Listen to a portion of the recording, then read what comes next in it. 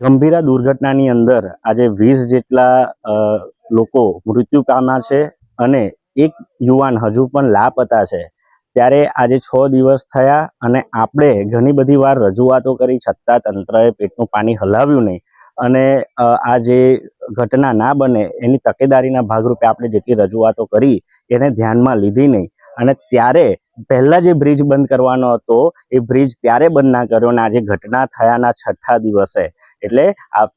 ગઈકાલે સાંજે એટલે 5મા દિવસે આજે સ્માર્ટ તંત્રના અભણ અધિકારીઓનું બુદ્ધિનું પ્રદર્શન તમે જુઓ કે આ બ્રિજ પર અવર જવર બંધ થાય તે માટે દિવાલ ચણી દેવામાં આવી અને આ દિવાલ ચણી તો લીધી પણ એ દિવાલ ચણી એના બ્રિજની અંદર એટલે કે તંત્રના જે પ્રમાણેના રેસ્ક્યુ ટીમની અંદર જે વાહનો કામે લાગેલા છે એમાં પૈકી 3 વાહનો હજુ અંદર છે અને આ દિવાલ ચણી દેવામાં આવી છે। હવે આ વાહન નીકળશે કેવી રીતના અને આ વાહનને નીકળવા માટે આ દિવાલ તોડશે તો આ જે અધિકારીઓ છે એમને હું કહેવા માંગુ છું કે પ્રજાના પૈસાનો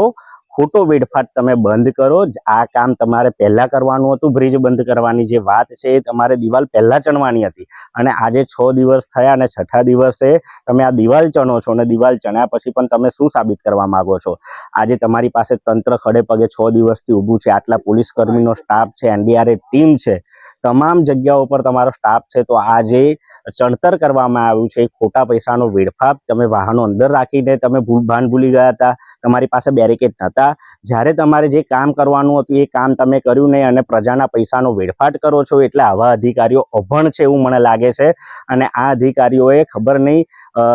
હજુ પણ શું ભાંગ પીને બેઠા છે એવું મને લાગે છે કે કેમ કે એમને કઈ રીતના કામગીરી કરવી છે ને એ બોખલાઈ ગયા છે। માટે હું પ્રજાને પણ હજુ કહેવા માંગુ છું કે પ્રજાના પૈસાનો આવા અભણ અધિકારીઓ જો આવો વેડફાટ કરતા હોય અને આવું બુદ્ધિનું પ્રદર્શન કરતા હોય તો તમારે સમજવાની હવે જરૂર છે। મુખ્યત્વે વિભાગ મારફતે એમને દિવાલ બનાવવાની સૂચના આપેલી હતી। અગત્યનું એ છે કે આ દિવાલ જે છે તદ્દન હંગામી દિવાલ છે, જેનાથી આપણા જે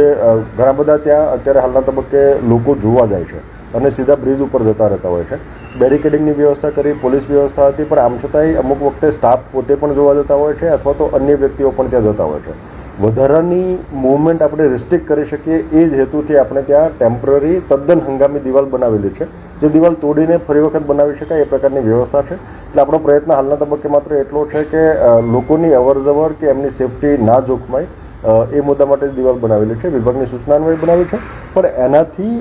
બેસિકલી અંદરના વાહનો ફસાઈ ગયા એવું નથી। કામગીરી માટે જરૂરિયાત હશે ત્યારે તોડીશું અને નવેસરથી બનાવી શકીશું, જેથી કરીને લોકોની સુરક્ષા બની રહે એ ધ્યાનમાં રાખીને જ આ કાર્યવાહી કરેલી છે।